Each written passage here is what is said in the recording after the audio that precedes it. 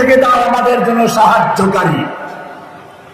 এই ফরিয়াদ ধ্বনিত হচ্ছে কাশ্মীর থেকে, এই ফরিয়াদ ধ্বনিত হচ্ছে আরাকান থেকে, এই ফরিয়াদ ধ্বনিত হচ্ছে উইঘুর মুসলিমদের পক্ষ থেকে, এই ফরিয়াদ ধ্বনিত হচ্ছে ফিলিস্তিনের মুসলিমদের পক্ষ থেকে, এই ফরিয়াদ ধ্বনিত হচ্ছে বাংলাদেশের 65টা কারাগার থেকে।